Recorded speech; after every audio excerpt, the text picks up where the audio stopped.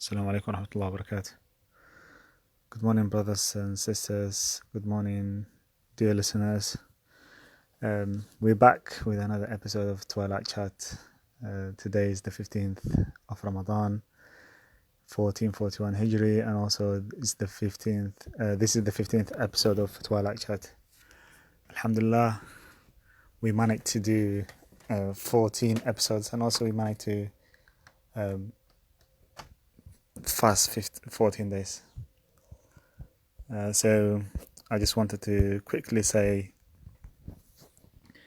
if you have, not managed to fast over the past 14 days, or if including today, maybe 15 days, so please try to start fasting from now on.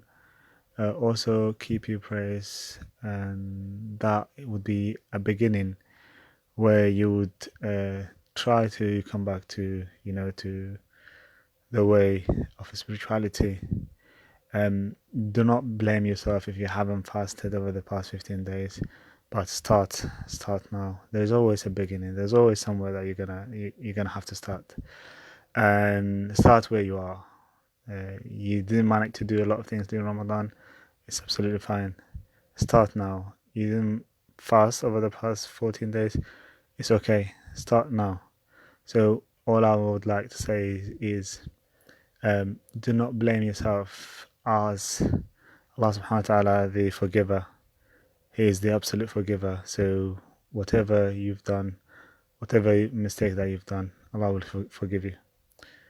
So that's one. So today is actually the 15th day, and we're going to take few surahs from the 15th juzu. And juzu is the Quran, the Islamic book, is divided into 30 divisions, 30 juzu, and each division we call it juzu. So we're gonna take one of the juzus. We take in one juzu every day. We just pick in few verses from each juzu, and we try to kind of elaborate, think about them, and ponder upon them, and the meaning behind them, probably also the ideas that we can get out of these verses. So we talked about so many themes and topics. You can check the channel to see what's in there. But today I will pick one verse from Surah Al-Isra, and also one verse from Surah Al-Kahf. And actually these two surahs are, for me, they are very deep in meaning, and also they show you the way to believe in disbelief, to honoring the prophets, and also honoring the word of God, and also believing in God, and acknowledging the fact that we are, His creation.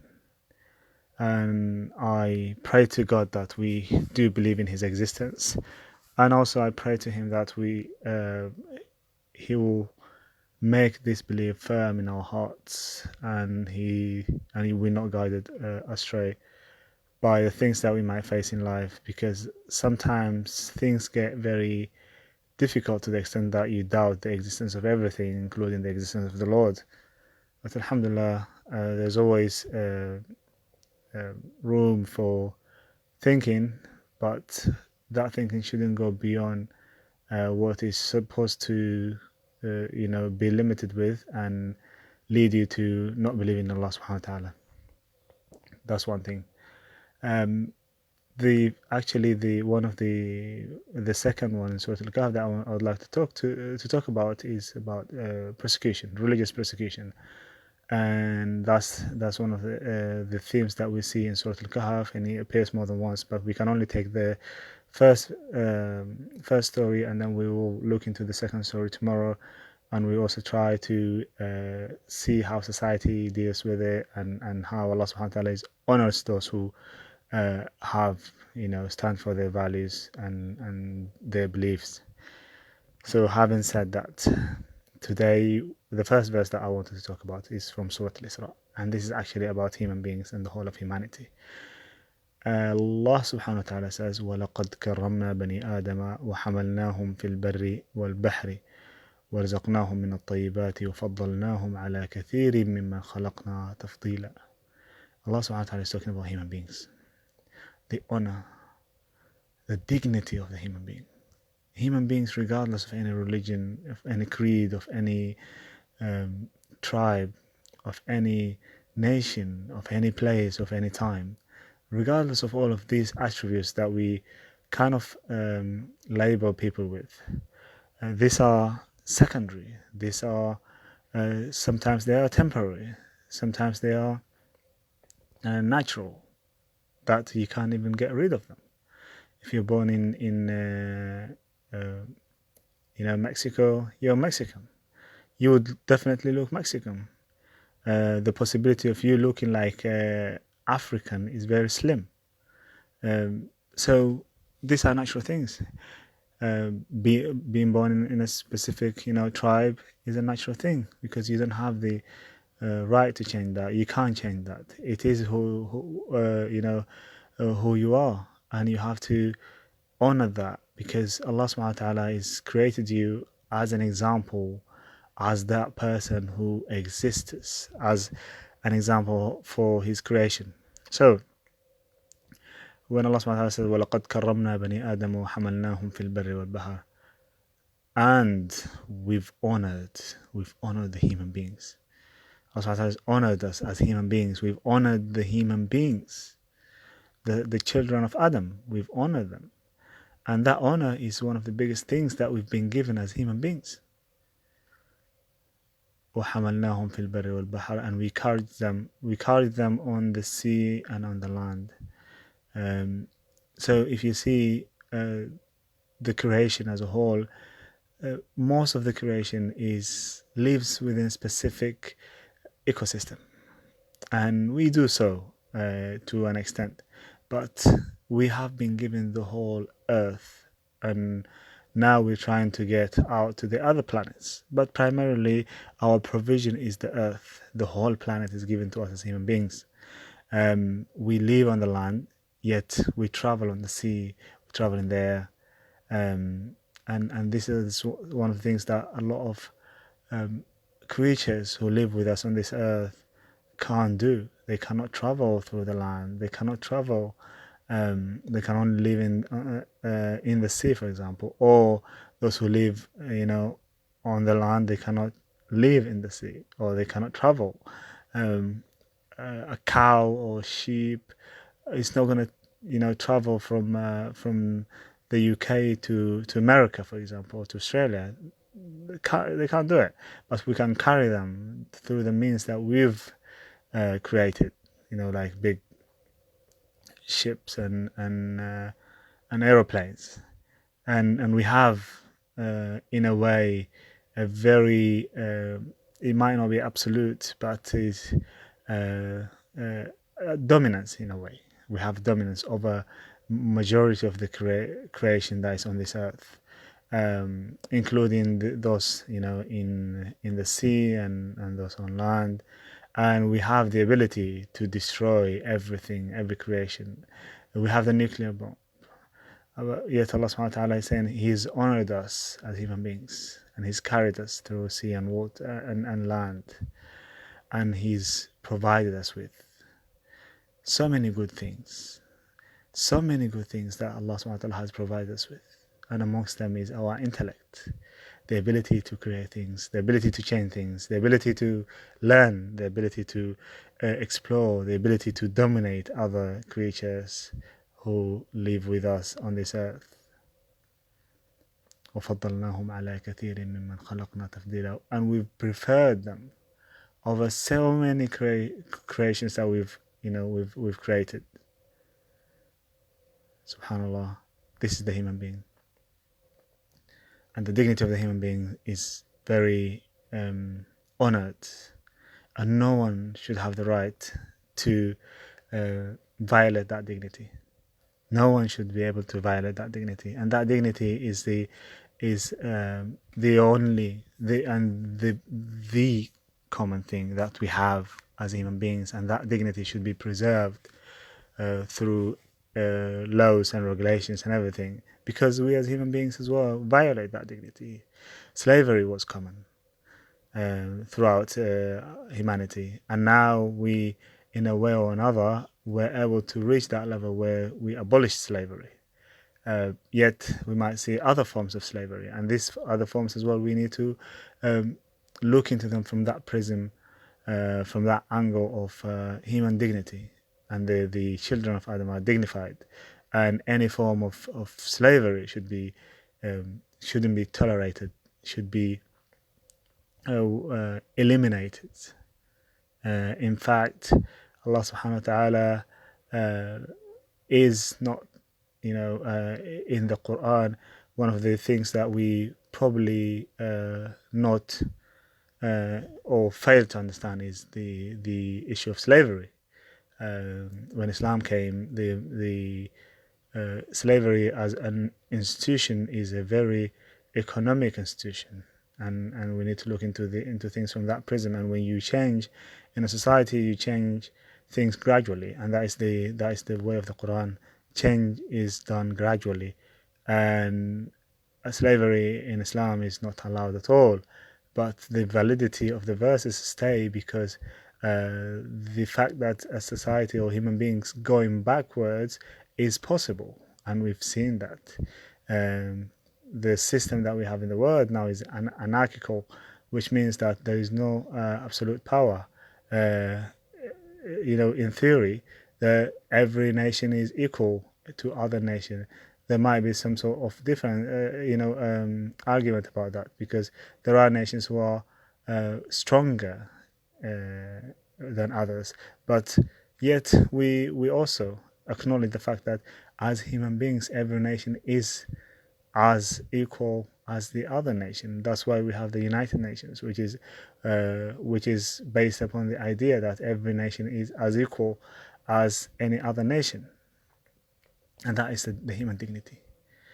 A black person is no better or lesser than a white person or an Asian person, or whatever color or nation that you think about. And that is actually the human dignity is the foundation for the Universal Declaration of Human Rights that the United Nations have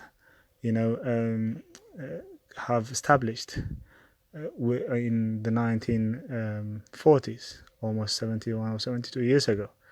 The Universal Declaration, every single article in there is based upon the human dignity. The human dignity is very important. Is one of the is the absolute thing that we have, which we should respect. So, and Allah subhanahu wa ta'ala is honoring that. And if something is honored by the Lord, if you are a believer, if you believe in the Lord, then it's something that you need to honor. And honoring the human dignity means that you need to, you shouldn't have any form of racism, sectarianism, any form of ism that is negative shouldn't be in your heart. If you look into the other person who is different to you and you see them down, or you see them as lesser than you, then you haven't honored the dignity of the human being. And this is apparent within the humanity today. And if you are a believer in Islam, doing that, you are actually violating the rules that Allah subhanahu wa ta'ala has put for you. Allah is saying, وَلَقَدْ كَرَّمْنَا بَنِي آدَمَ. We have honored the human beings. The human being is honored, brothers and sisters, and we shouldn't be violating the dignity of a human being. The human being is regardless even of circumstances. Sometimes we might have disabled people, and disabled people are honored as everyone else. If someone has some sort of disability, they can't do anything about it. It could be learning disability, it could be physical disability, it could be mental disability. Any form of disability shouldn't be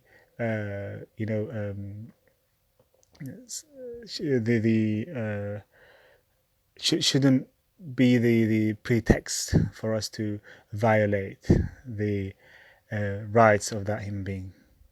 In fact, if someone is, has any form of, inability, I would call it, instead of disability, inability, then that person have the right upon us as human beings to honor them even more, to see that deficiency that is within that person and say Alhamdulillah.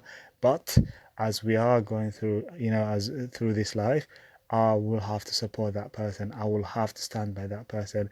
We as a society have to stand by that person. That is why the welfare system is amongst the best systems that every society can have, although it doesn't exist throughout the world. But it is an important system, because you are collectively, or we collectively as a society, taking responsibility for those who are weak within us, for those who are sick, for those who cannot work, for those who need our support. We're not, failing them. We're not leaving them alone. We're not saying we don't care. We're saying we care. We take responsibility. These people are as human beings as we are, and we're going to honor that. We honor that humanity within them, and we will take collective responsibility. Brothers and sisters, it's a very huge topic, and I can talk for ages about this topic, but I'm gonna leave it there. And I want to do something. I would like you to reflect upon the dignity of the human being. I would like you to think human being as human being, regardless of anything that might be attributed to them. They are honored. Do you honor human beings as they are, regardless of any faults that they might have, regardless of any differences that they might have to you? That's the question to you. And I think if you say no, then you need to check yourself. You need to check yourself. You could be in that position, because a racist human being is also a victim of another racist. So you could be a racist human being, but by extension you are a victim of another person's racism. So if we're going to eliminate racism or prejudice or any kind of favoritism, then we have to start where we are. We have to start within ourselves. That's one thing. Going from that topic, there's another few verses that I would like to talk to you, and this makes me think, especially as a young person. I would call myself young, because I think that there's a lot to learn, and my time on this earth hasn't been so long. So I would consider myself young and say this story is very relevant to me at this time of my age. And I see myself, and I ask myself a question like, would I do what these boys have done? Would I be in their position, or wouldn't I? And why did Allah subhanahu wa ta'ala honor them if they if they were not on the right path? How would these youngsters make that stance against a kingdom, yet they were youngsters? Yet so many older people, wiser people couldn't make that stance. Brothers and sisters, we move into Surah Al-Kahf. Allah subhanahu wa ta'ala says, أم حسبت أن أصحاب الكهف والرقيم كانوا من آياتنا عجبا إذ أوى الفتية إلى الكهف فقالوا ربنا آتنا من لدنك رحمة وهيئ لنا من أمرنا رشدا. And then Allah subhanahu wa ta'ala describes them, and he says, إنهم فتية آمنوا بربهم وزدناهم هدى. So Allah subhanahu wa ta'ala is asking the Prophet sallallahu alaihi wasallam, Am hasibt, have you thought that the people of Al-Kahf, of the cave, the companions of the cave, were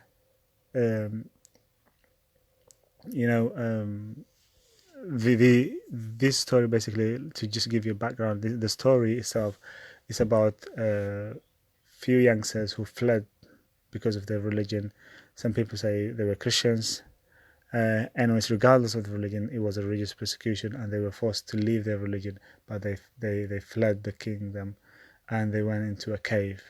So this story is about them. And Allah subhanahu wa ta'ala is saying, like, Do you think that was? Did you wonder about these people? And then he says, and he talks about them, and he says, when the youth enter the cave. Imagine that scenario. Imagine, you fleeing for your religion, for your belief. And these boys were Christians. They adopted Christianity at that time, and because the Christianity wasn't the religion of the kingdom, they have to be persecuted. But they left. They left everything. They left their lives, their livelihood, their families, their parents, everything that they have behind them, and they went into the cave, hiding. Why? Because they had a conviction, and they are following that conviction. They are leaving that conviction that they had in their hearts, because the king is a human being, and we don't even know who this king is. We don't even know his story. We know nothing. But Allah subhanahu wa ta'ala has honored these guys, and he's actually put their story in his book to be honored forever until the day of judgment. So this had not been honored because they were, weak. They had been honored because they stood for what they believed in, and that honor is relevant. There are persecutions throughout humanity, and that honor is as valid for anyone else as it was for these boys and girls. For these boys, it is as valid as anyone else, as valid as ever for anyone else. So if you're facing persecution on this earth, wherever you might be, because of your religion, of things that you believe in, remember this story.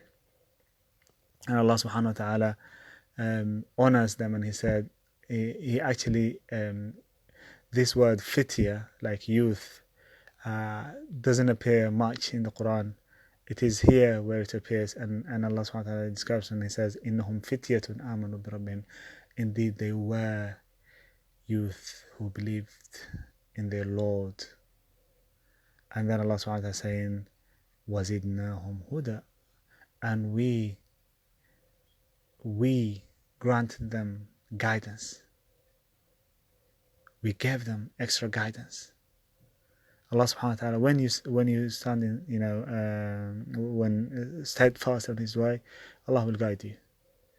Regardless of the people who might be against you, you will be guided. You will be shown the way.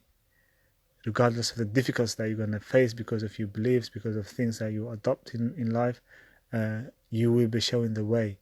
As long as you're leaning on Allah, as long as you see in Allah as your absolute goal, you're not believing because your society wants you to believe. You believe in because you have a conviction that this is the way that will take you to Allah subhanahu wa ta'ala. And when you do that, you will be guided throughout your life. So this is a story about religious persecution, and we see that all the time. We saw that in many countries. We see it today. If you check about religious persecution on the internet, you see so many stories. We saw it within the Muslims. We saw it within the Christians. We saw it within the Jewish. The Jews were persecuted because of their religion by Hitler. We saw it within the Muslims. We saw it within the Christians. Christians were persecuted because of their religion. Muslims were persecuted because of their religion, and so on and so forth.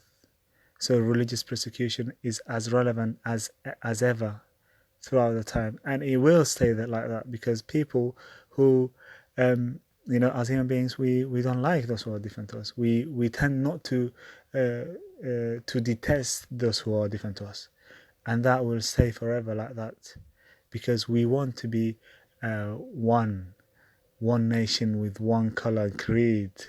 That is actually what a lot of people want on this earth, but that's not how it is. You cannot stay as one color and creed. People are different. People will have many different religions, different ideas, different ideologies, different colors, different tribes, different things. We are different, And that difference is the thing that we need to honor as human beings. Our difference is the thing that we need to honor, because as human beings we are honored, and that can be honored if we know that we are, if we have the conviction within us that the difference that we have is actually a good thing, a healthy thing. Because we cannot be of one color and creed at all. You can't. Even if you belong to the same family, you have different ideas, different understandings. You can have different thoughts. You can have different colors, skin colors. You can have you don't necessarily look alike, although you might be from the same family, from the same parents, that you don't look alike. That's the difference. You might have a different religion. You might have a different political ideology, because that is all subjective. It's irrelevant to who you are. It's something that you actually acquire through life, and you could acquire different things. And that difference is relevant throughout human history. People will be different, and that difference should be, we should cherish that difference. We should celebrate that difference, and also we should stand for against persecution when it happens. When we are in a society which persecutes part of some people because they are different to us, and we belong to the majority, we need to stand up and say, no, you shouldn't be persecuting these people because they're different to us. Because difference doesn't mean that we have to persecute others. Difference that needs celebration. It doesn't need persecution. That's one of the things that we need to learn from this. Difference doesn't need persecution. It needs celebration, and you need to celebrate your difference with others. And that is the only way that you assert your humanity. You assert that your heart is beating with humanity. And that is the way that we need to look into the world every morning. There are humans around the world who are, suffering. And when you make your prayers, you say, oh Allah, I pray to you that you've honored me with another day of life, and I am asserting the honor of human beings, of the dignity of the human being, regardless of where they are. I am taking the responsibility. I'm going to go to work and pay my tax, because whatever tax that I'm paying, I know that we as a society are taking collective action to support those who are in need within us. I'm going to go and do these things because I believe this is going to help others within my community. I'm going to go and and volunteer because I know that I'm going to help someone preserve their dignity. I'm going to go and and support someone. So this is the kind of understanding that we need to reach. I will go back and say, brothers and sisters, difference existed, will exist, and it does exist. So we need to celebrate it.